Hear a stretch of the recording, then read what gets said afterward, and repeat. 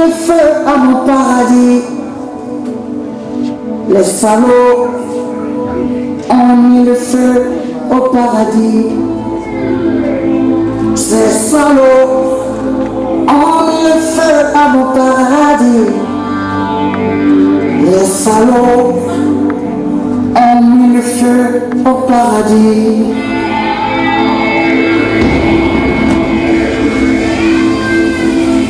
Journalistes, pyromanes, politiciens, mythomanes, avec les prêtres corrompus et les imams vendus, ils sont bêtes et méchants.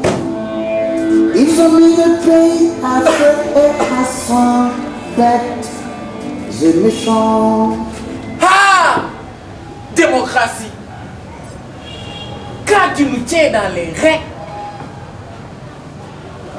moi, vous connaissez mon histoire? Non, je vais vous la raconter. Ne perds pas du temps, les gens s'attendent. Ah! Vous êtes pressés? Espèce de fous réunis. Moi, je suis le roi. Je suis intouchable. On ne me dicte rien. Oui, on ne me dicte rien. Donc, si vous êtes pressés, allez-vous-en.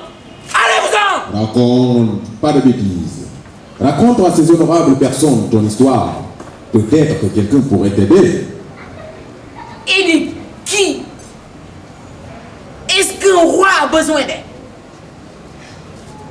Ne compte pas sur ce tas d'hypocrites pour rétablir la démocratie dans ce pays. Où étiez-vous, bande de lascars?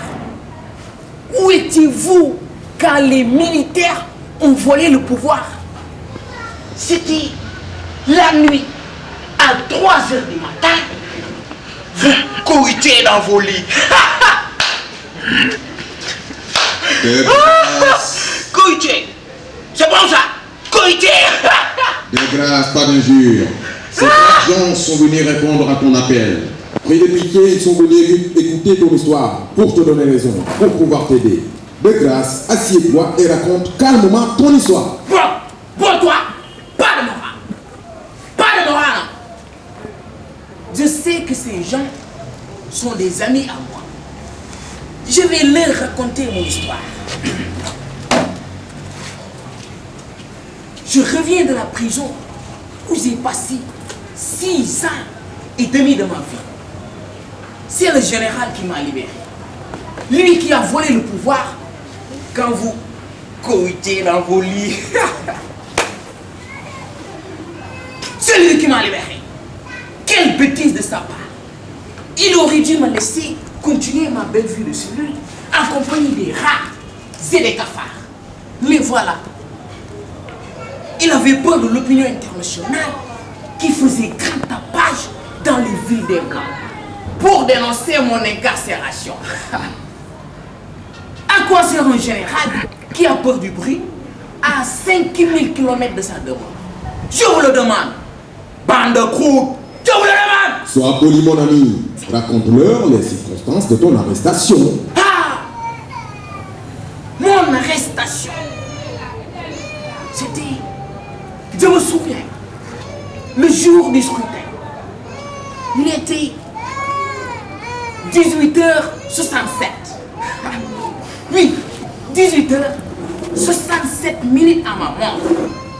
67 minutes exactement après la fermeture officielle du bureau de vote. Ils sont venus chez moi. J'étais en train de causer avec ma femme, la versatile, la venimeuse, le venir.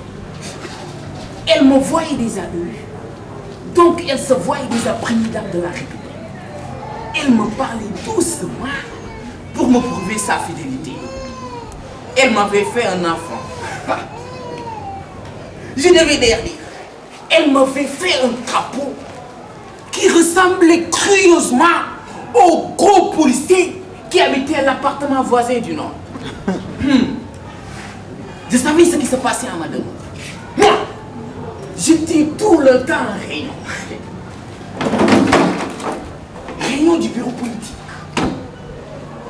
Réunion du centrale, réunion du mouvement des jeunes, réunion du mouvement des femmes, et réunion sur réunion.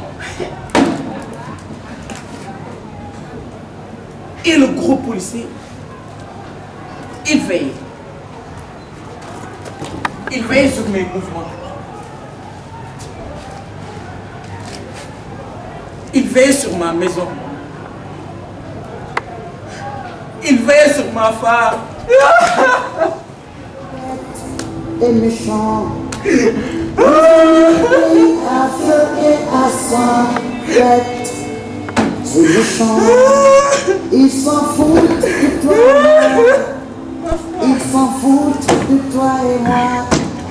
Résultat, un gros crapaud sur mon toit.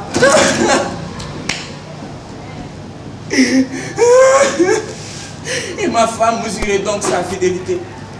Quand ils sont venus chez moi, ils étaient 13, un capitaine et 12 soldats. 13 personnes pour arrêter un homme. Oui, ils étaient 13.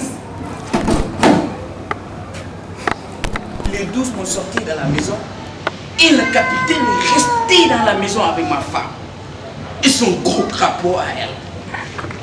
Les 12 m'ont escorté à pied jusqu'à la prison.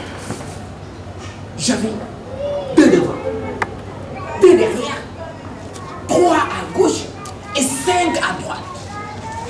Les cons, ils ne savaient même pas que 13 divisé par 4 égale 3, je retiens 1. Et puisque ma femme avait déjà retenu le capitaine dans ma maison, il n'avait plus qu'à me mettre 3 de l'heure de chaque côté. Ta gueule!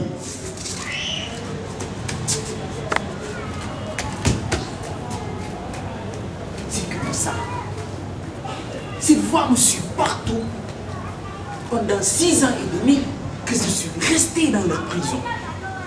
Pendant 6 ans et demi, cette voix m'a hanté. Au début, je savais qu'il disait ta gueule. C'était le gardien de la cellule. Quand je criais, je veux pisser! Je veux pisser! Lui, il répondait ta gueule! Et moi, je comprenais ce que cela signifie. Je le faisais alors dans mon pantalon. Oh! Ne vous en faites pas! Ce n'est pas le même pantalon que je porte aujourd'hui. Continue ton histoire, sans bêtise. Là, tu es en train de faire une urgence. Ne fais pas le fou, hein? D'accord. Je ne fais plus le fou.